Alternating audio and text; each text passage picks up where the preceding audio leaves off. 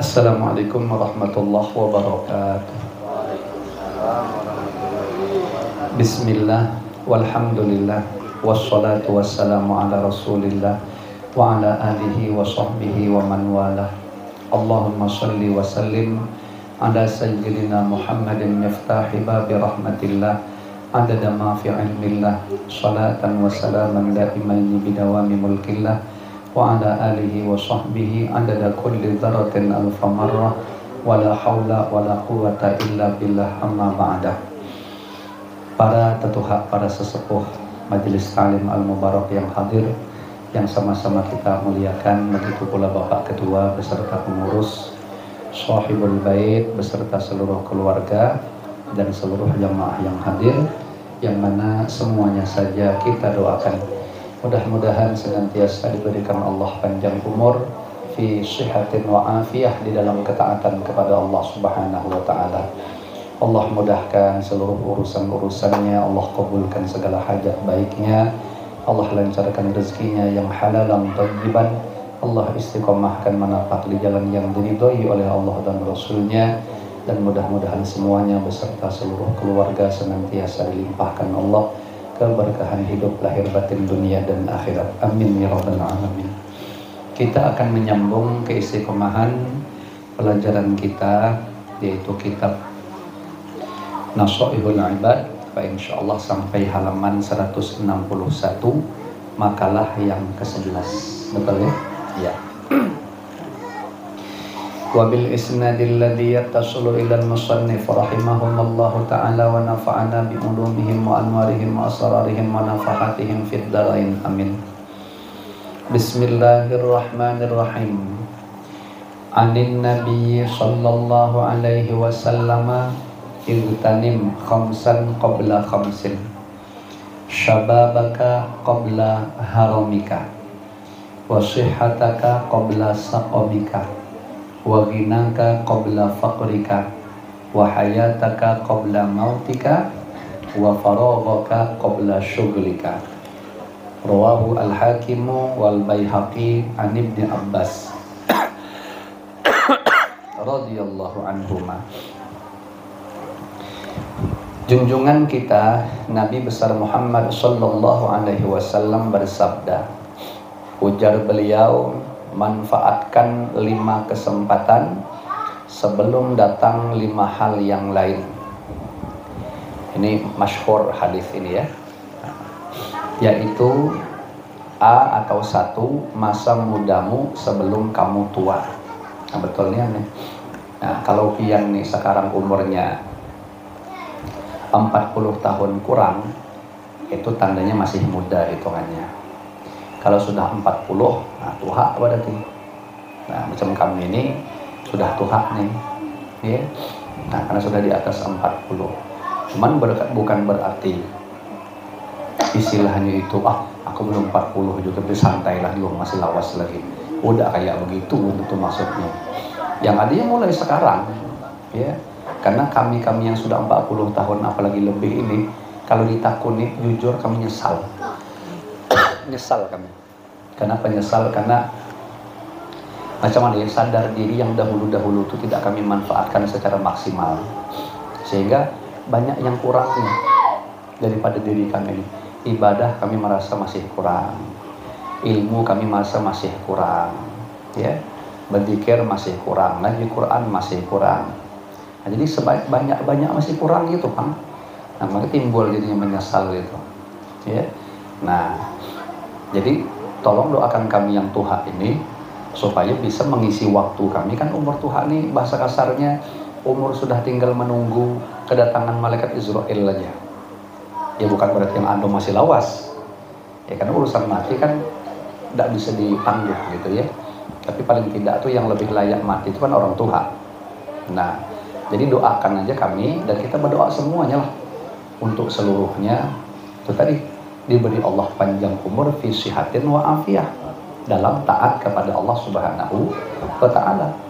Yang sudah kadung kami tertinggal-tinggal dari yang kami sudah jelas bilang sedikit-sedikit itu tadi, tolong doakan kami supaya kami bisa menambalnya dengan sebaik mungkin dalam segala urusan.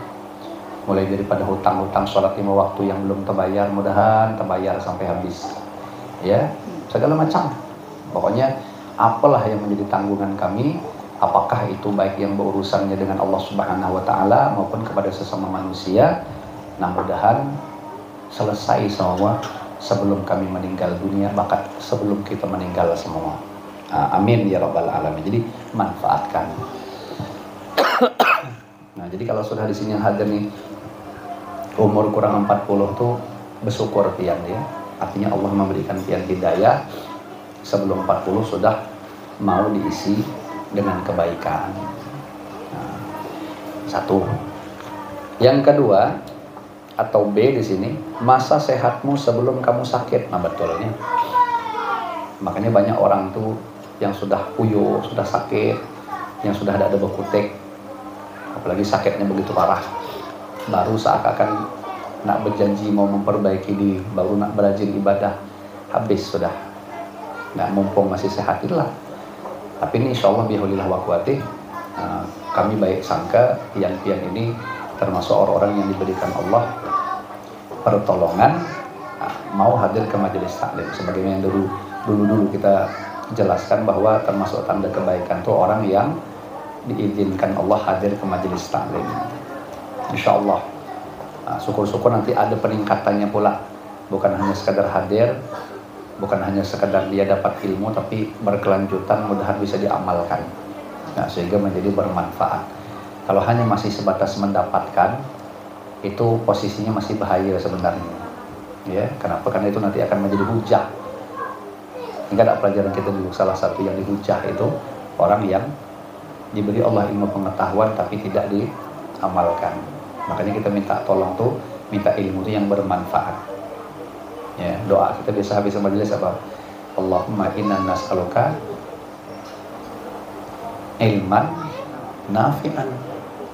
Nah, nanti ujungnya wa na'udzubika min ilmin la yanfa'. Nah, itu jadi memang ilmu bukan semua ilmu yang kita mau, tapi ilmu yang bermanfaat. Karena itu masih akan mendatangkan kemanfaat kehidupan kita sampai ke akhirat. Nah, jadi masa sehat pakai. Nah, kami ini terasa sudah badannya agak-agak tidak seperti dulu, ya.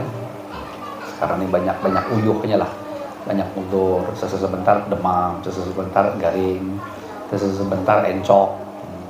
Ada lagi pokoknya tidak sama dengan kondisi yang anom-anom. Jadi manfaatkan untuk hal apapun lah, dimanfaatkan tuh. Yang jelas pada intinya untuk beribadah. Nah, dengan ibadah kan tak melulu mesti sholat. Apapun pokoknya di situ mengandung keridhaan Allah. Itu yang intinya. Jadi selalulah berniat melakukan hal-hal yang bakalan diridhoi oleh Allah Subhanahu wa Ta'ala dalam bentuk apapun. Sekarang mungkin untuk ilmu, nanti balik ke rumah nanti apa gitu di rumah. Kalau masih berkumpul sama orang tua, apa gitu yang disenangkan orang tua lakukan, ya. Kalau balik ke rumah dah ada lagi serumah sama orang tua, mungkin sama anak bini, senangkan hati anak bini, ya, dalam bentuk apapun. Jadi bebas ibadah itu. Menyenangkan hati anak kecil kita pun, belikan mainan, ibaratnya itu, ajak jalan-jalan, ajak makan-makan, senang, itu termasuk amalan pelebur dosa juga, ya, termasuk ibadah juga. Nah, jadi tadi apapun lah pokoknya. Kemudian yang ketiga atau C di sini, masa kayamu sebelum kamu fakir. Wah, kalau sudah urusan kaya ini kan kaitannya biasa ke harta.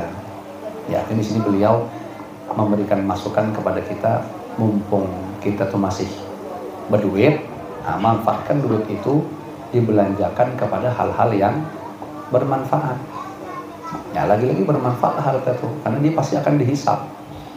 Maka pakai pada apapun lagi yang diridhoi oleh Allah Subhanahu wa Ta'ala. Nah, gitu. Jadi jangan segan-segan bersedekah walaupun sedikit.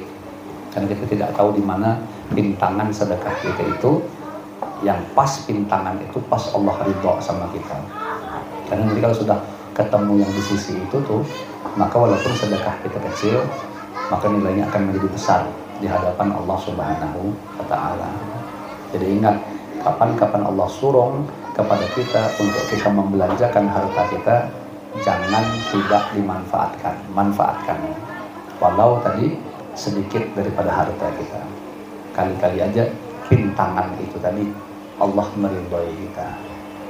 Nah, kemudian yang D atau yang keempat, masa hidupmu sebelum kamu mati. Ini jelas lebih global lagi.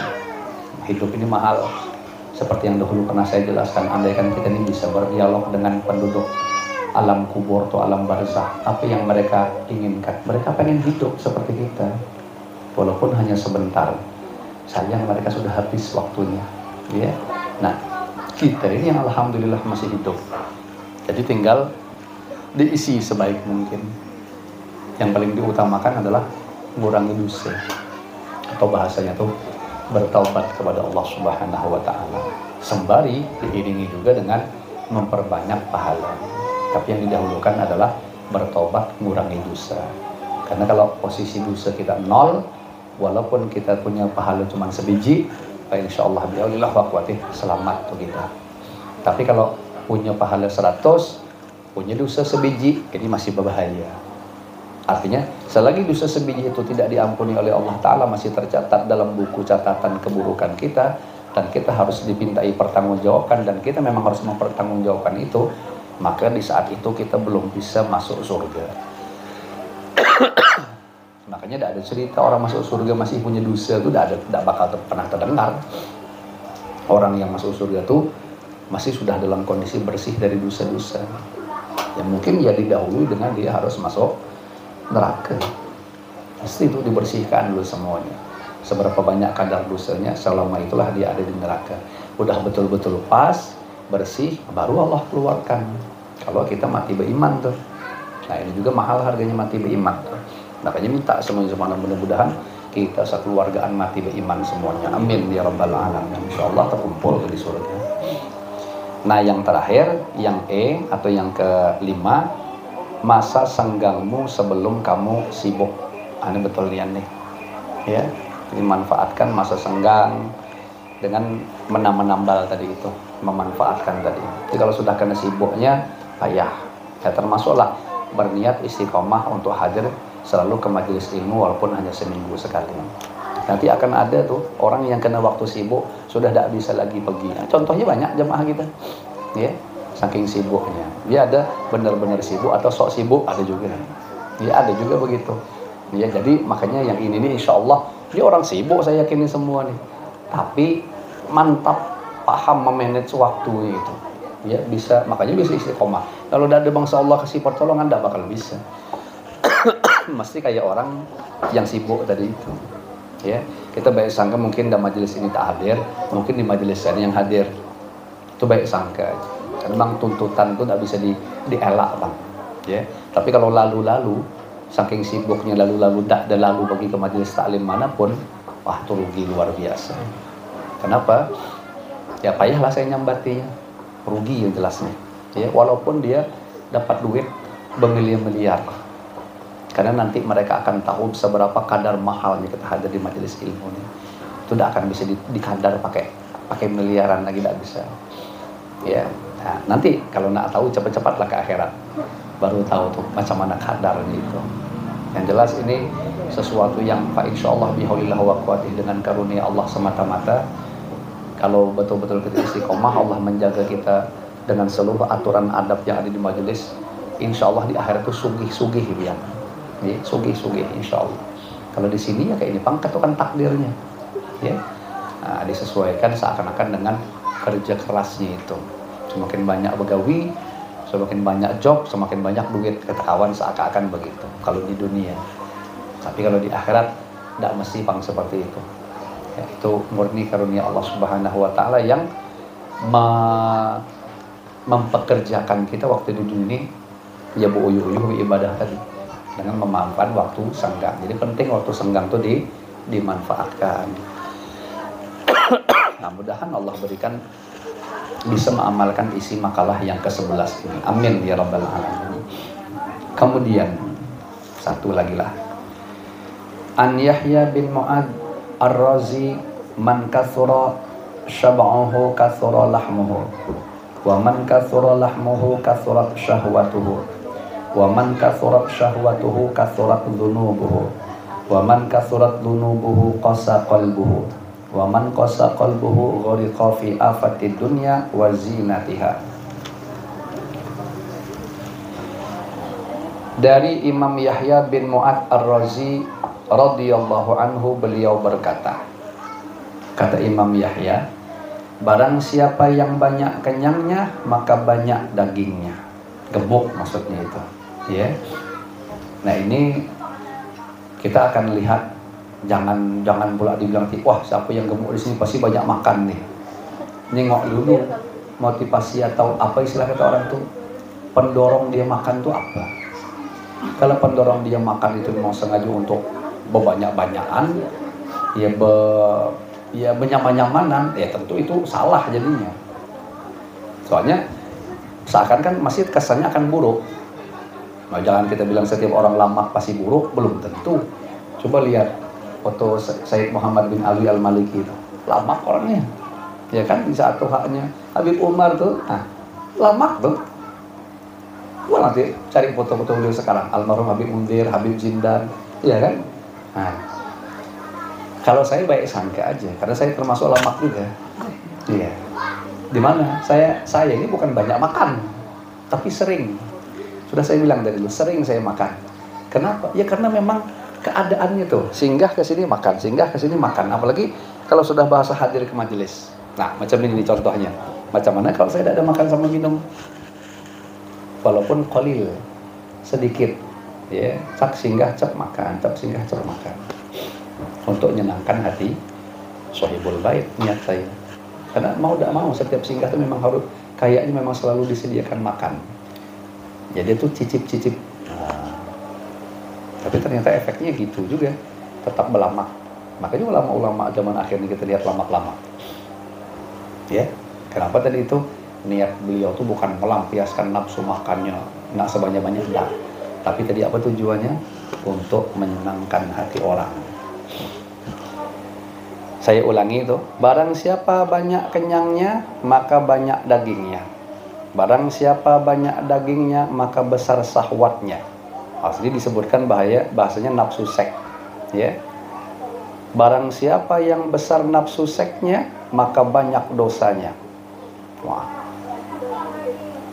Dan barang siapa banyak dosanya, maka keras hatinya.